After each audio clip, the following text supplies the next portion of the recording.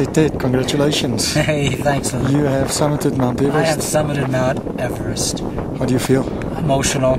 Yeah. It's getting to just the South Col the other day we did this, and from Camp 3, yeah, we were having nasty weather, and getting to Camp 3 was already exciting. Getting the South Col, there's a history, a culture. I mean, you always hear about the South Col. Getting there, it was an emotional moment for me. And of course, summiting yesterday was outrageous. I mean, I felt like I not flew, but I pounded my way up to the summit. And even, I was just telling you a moment ago, I'll tell you again, even right up to the south summit, I kept telling myself, Ted, you're not there yet, you know, don't count your chickens, you're not there, you know, you're there when you're there, and I got there. Ted, when we got to the south summit, or South Col, what was your mental preparation from the moment we got to the South Col, mentally, through to when you know, even putting on your boots and all those things? What went through your head? It was more like an automatic movements, you know. It's like you've been training for years. I've done this before in other mountains. I didn't have any specific thoughts, you know, saying I got to think this way or I got to feel that way. Or this is, you know, it was all calculation of what I had to do you know, think about my hands, think about it, think about everything, every single little detail. So that's all I did. You know, was go over and over in my mind. I'm going to wear these gloves. I have to wear these gloves. I'm going to carry those mitts. I'm carrying this much water. I have some tea in my thermos. It was all that kind of thinking. I mean, I really wasn't thinking about specifically about the mountain. I was thinking about what I had to do in the next little while, a couple hours. Eat enough. I had to do that. That was essential for me. And I had a need for food. A lot of people miss that feeling for eating, but I didn't. I actually have no problem eating at altitude in the past and this time as well. I had a problem drinking enough, so I forced more water down my throat. Stuff like that. And when you started out, what time? You started at 8:30, was it? No, I started about 8. Okay. So you got out of the tent, yeah, and you went for what was probably your biggest day, or one of your absolute biggest days of your life. Yeah. How, you know, were you kind of overwhelmed by the idea, or were you calm and collected as you started with your summit bit? Yeah, no, I was pretty calm and collected. Yeah, I was a little pissed off. I'm sorry, a little peeved off. A little peeved off when I first walked out of the tent and started walking. As you walk over that rocky, kind of snowy, and I kept kind of not tripping, but you know, feeling uncomfortable. Your boots, you're wearing crampons on the rocks, and you can't, you know, you got your headlight. But no, I was pretty calm. It's a hard day. There's no doubt about that. What part of the entire day was physically and mentally the toughest for you? Boy, I thought about it until this moment. It definitely wasn't before the balcony. You know, I know you were talking about such a long ways to get to the balcony. It didn't go bad for me. It was 1,500 feet. I hadn't been there before. You have, and it went pretty good. In fact, I was surprised coming down how rocky it was, and how not how steep, because I realized how steep it was, but how rocky it was.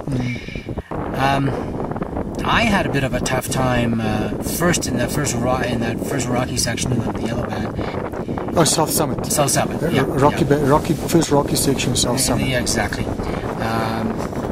That really made me huff and puff quite a bit, and then after that, I mean, I was surprised about the whole route above the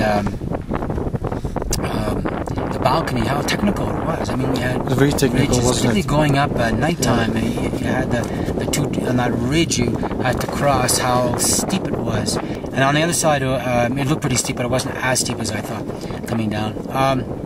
So for the rocky section, past that up to the South Summit again. Quite a few rocky sections and difficult sections, you know. And of course, once you get to the south summit, there's some down technical. How did you feel when you crossed over the south summit and you looked down, or you looked in ahead of you, and you saw the Hillary Step? You saw, that picture that we all have seen a million times in books and DVDs. Yeah. What went through you? Because there you know that the summit is yours. Yeah. Well, I said to myself, the summit wasn't mine. I wasn't sure. I had to get through it. Although down deep, I was sort of 90% there, thinking to myself, I would never turn back now. I feel strong. I feel good.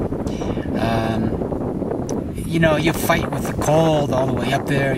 Your toes are sometimes freezing. You get them warm again by moving them. You get stalled by some other people in front of you. Your fingers. Well, in fact, I have frostbite on one finger. Show us. It's not too bad. It's blue and black a little bit. It should come out. So. Yeah, I mean, your mind is sort of blank you say to yourself, I'm going to get there, but it doesn't hit you, it doesn't really hit you it's only hitting me now. We walked in this tent and we both looked at each other and shook hands and said, we did it, we actually climbed Mount Everest, So that last section, I can't actually tell you any specific emotions I didn't have a lot of emotions. I had still more things of what I had to do when I got to the summit, and I also had that Hillary Step, which is no joke to get through. You're hiking yourself up, and if you make a move, you may be hooking with a rope. You're still going to go down 50 feet. There's some real rock climbing moves up there. And if you do make a mistake, you can fall right down to Camp 2. You can fall down to Camp 2, which is quite a number of thousands of feet down. But if the rope holds, you're still going to take a tumble down 50 feet, and you're not going to feel too good. You're going to have a few broken bones in your body. How did you feel when you got to the summit? I felt good. It was cold. It was windy.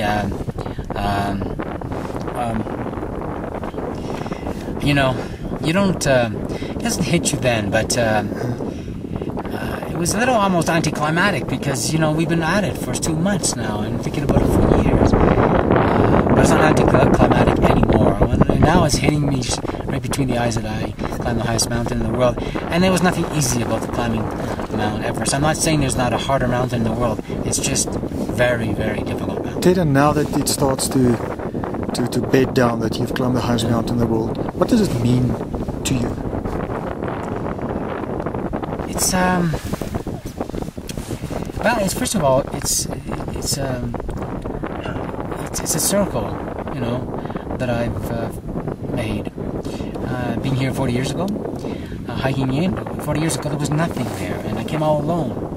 And this time I came back to almost fulfill that circle, and I did, and I feel good about that. In terms of my personal outlook and philosophy, I took on a big challenge, and I knew I was, and I knew there was no guarantees. 2 months, a lot of money, and I accomplished that, and I really feel good about that. Had I not accomplished that, I still would have felt good about myself, but of course, it's nicer to accomplish it. My personal philosophy is take on challenges. This is, all your life. Don't give up. Don't back off. You go out of your comfort zone, not stupidly, but just go. Just reach. Dare to reach is my daretoreach.ca is my website, and dare to reach. Just dare to reach. What do you have to lose? You get messed up a little bit, or you don't achieve something good. So what? Go back and try again, or try something different.